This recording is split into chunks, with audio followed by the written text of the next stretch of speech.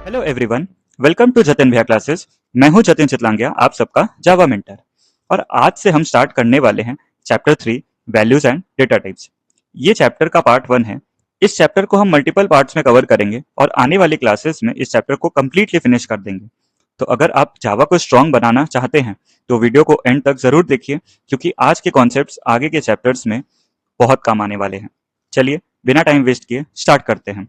सबसे पहले बात करते हैं कैरेक्टर सेट्स की। कैरेक्टर सेट्स में मेनली 4 चीजें इंक्लूड होती हैं। पहला है लेटर्स, जिसमें कैपिटल ए से कैपिटल जेड और स्मॉल ए से स्मॉल जेड तक के कैरेक्टर्स आते हैं। दूसरा है डिजिट्स, जिसमें 0 से 9 तक के नंबर्स इंक्लूड होते हैं। और तीसरा है ऑपरेटर्स। ऑपरेटर्स को हम 3 कैटेगरीज में क्लासिफाई कर सकते हैं। पहला है अरिथमेटिकल ऑपरेटर्स, जैसे प्लस, माइनस, मल्टीप्लिकेशन, डिवीजन और मॉड्यूलस। दूसरा है रिलेशनल ऑपरेटर्स, जैसे less than equal to, greater than equal to, double equal to और नॉट इक्वल टू। तीसरा है लॉजिकल ऑपरेटर्स, जैसे एंड, और नॉट। इसके अलावा कैरेक्टर सेट्स में डेलिमिटर्स भी आते हैं। डेलिमिटर्स हैं parenthesis, curly braces, comma, semicolon, square brackets etcetera. Default delimiter होता है ब्लैंक स्पेस या व्हाइट स्पेस। ये एग्जाम के लिए बहुत इंपॉर्टेंट है, याद रखिएगा, एमसीक्यू में बहुत बार पूछा गया है। डिफॉल्ट डिलिमिटर का आंसर होता है ब्लैंक स्पेस या फिर व्हाइट स्पेस। चलिए अब बात करते हैं यूनिकोड की। यूनिकोड एक स्टैंडर्ड इनकोडिंग सिस्टम है जो यूनिकोड कंसोर्टियम के द्वारा क्रिएट किया गया है, और इसका यूज किसी भी कंप्यूटर लैंग्वेज में कैरेक्टर को इनकोड करने के लिए किया जाता है। यूनिकोड कैरेक्टर्स का वाइड रिप्रेजेंटेशन प्रोवाइड करता है, जो लगभग 1,60,755 कैरेक्टर्स को एड्रेस करता है और हेक्साडेसिमल डिजिट्स कंटेन करता है। ये जो भी वर्डिंग्स है एमसीक्यू के लिए बहुत इंपॉर्टेंट है। और एक बात, it is universal coding scheme followed through out the world, यानी ये वर्ल्ड वाइड एक्सेप्टेड सिस्टम है। अब समझते हैं एस्की कोड के बारे में।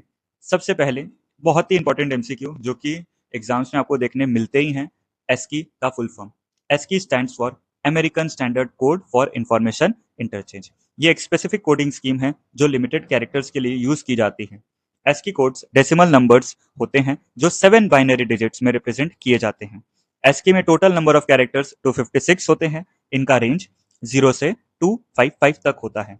मोस्टली यूज्ड कैरेक्टर्स 128 होती है और मोस्टली यूज्ड कैरेक्टर्स का रेंज 0 से 127 तक होता है। अब कुछ इंपॉर्टेंट एस्की कोड्स को देखते हैं। कैपिटल ए से कैपिटल जेड का रेंज 65 से 90 होता है। स्मॉल ए से स्मॉल जेड का रेंज 97 से 122 होता है। डिजिट्स 0 से 9 का रेंज 48 से 57 होता है। और व्हाइट स्पेस या ब्लैंक स्पेस का एस्की कोड 32 होता है। चलिए अब बात करते हैं differences between Unicode and ASCII code. पहला डिफरेंस, यूनिकोड एक जनरलाइज्ड फॉर्म की कोडिंग स्कीम है जो डिफरेंट स्क्रिप्ट्स के न्यूमरस कैरेक्टर्स को सपोर्ट करती है, जबकि एस्की एक स्पेसिफिक कोडिंग स्कीम है जो लिमिटेड कैरेक्टर्स के लिए यूज होती है। दूसरा difference, Unicode higher range of codes represent करता है, जबकि ASCII limited range of codes represent करता है। अब आते हैं एस्केप सीक्वेंसेस या बैक स्लैश कैरेक्टर्स पर। ये नॉन ट्रैफिक कैरेक्टर्स होते हैं जो प्रिंटिंग के समय कर्सर को डायरेक्ट करने के लिए कमांड्स की तरह यूज किए जाते हैं। एस्केप सीक्वेंस हमेशा एक बैकस्लैश से स्टार्ट होता है और उसके बाद एक या एक से अधिक कैरेक्टर्स आते हैं। इसी वजह से एस्केप सीक्वेंसेस को बैकस्लैश कैरेक्टर्स भी कहा जाता है। अब कुछ इंपॉर्टेंट एस्केप सीक्वेंसेस देखते हैं। बैकस्लैश टी रिप्रेजेंट करता है horizontal tab. Double backslash represent करता है बैकस्लैश। बैकस्लैश सिंगल कोट में सिग्नल कोड रिप्रेजेंट होता है और बैक स्लैश डबल कोट्स को रिप्रेजेंट करता है। Back slash be back space को रिप्रेजेंट करता है। Back slash F form feed को रिप्रेजेंट करता है।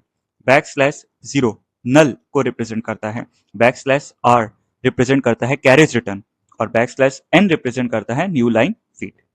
तो दोस्तों, आज के इस पार्ट 1 में हमने character sets, Unicode, ASCII code और एस्की के डिफरेंसेस और एस्केप सीक्वेंस को डिटेल में समझा। यह चैप्टर अभी कंप्लीट नहीं हुआ है।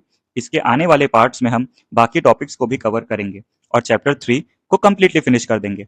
अगर वीडियो आपको हेल्पफुल लगी हो तो वीडियो को लाइक करिए, अपने फ्रेंड्स के साथ शेयर करिए और चैनल को सब्सक्राइब करना बिल्कुल मत भूलिए। और हाँ, अगर आपने मेरे प्रीवियस वीडियोस देखे हैं तो कमेंट्स में ज़रूर बताइए कि आपको उनका एक्सपीरियंसेस कैसा लगा, कॉन्सेप्ट क्लियर हो रहे हैं या नहीं। और आपका क्या फीडबैक देना चाहेंगे वो ज़रूर कमेंट में लिखिएगा।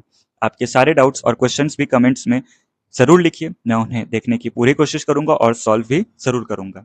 मिलते हैं नेक्स्ट क्लास में। Thank you everyone.